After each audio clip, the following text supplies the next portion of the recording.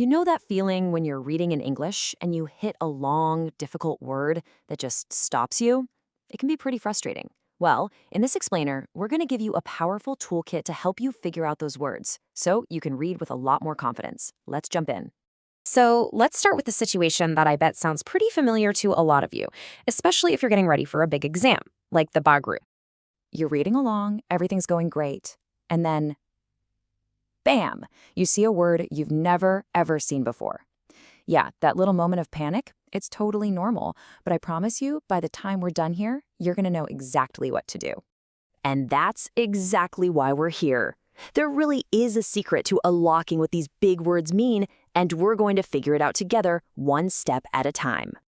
So, what is this big secret? Well, it's actually pretty simple. The best way to deal with a big, scary-looking word is to think of it like a puzzle. You see, every big word is just made of smaller, simpler parts.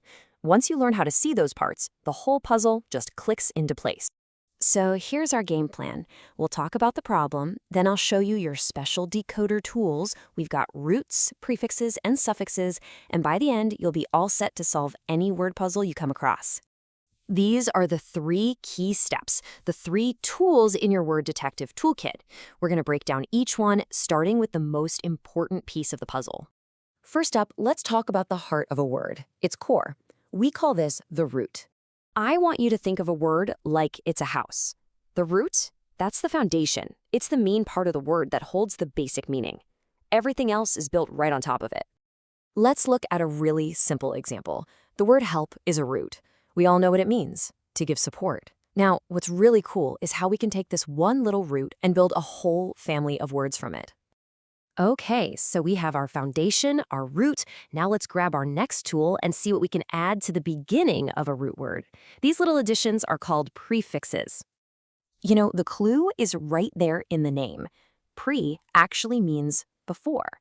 So a prefix is just a small part that you attach to the front of a root, and its main job is to change the meaning of that root. Check out this slide. These are some of the most common prefixes you'll see in English. Look at that first one, un. It just means not. So if you add it to the word friendly, you get unfriendly, the complete opposite meaning. Same thing with dis.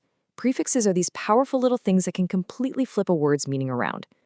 Here's a perfect example. The root word is use, simple enough. But when we add that prefix mis, which means wrongly, we get the word misuse. So use is doing something the right way, but misuse is doing it the wrong way. That one little prefix changed everything. Okay, awesome. We've handled the beginnings of words, so you know what's next. Let's look at the parts we can add to the very end. These are called suffixes. So a suffix is a word ending that we add to a root. And suffixes have 2 main jobs. Sometimes they change the word's meaning, and other times they can actually change the word's job in the sentence, like turning an action word into a thing. Let's look at some examples here. See that first suffix, full? It just means full of. And the one right under it, less, means without. So right away, you can see how suffixes can create words that mean the total opposite of each other. That's a huge clue for you when you're being a word detective. Let's go back to our first root word, help. Just like you see here, if we add the suffix full, we get helpful, which means full of help. But if we add the opposite suffix, less, we get helpless, without help. See how easy that was? We just made 2 new, opposite words just by changing the ending. All right, detective, you now have all 3 tools in your kit. You've got roots, you've got prefixes, and you've got suffixes. So it's time to put them all together and solve a real word puzzle.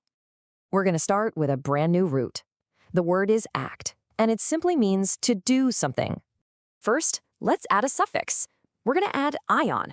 This suffix often turns a word into a thing, a process, or a result. So act plus ion gives us action, which is the process of doing something. Or we could add a different suffix.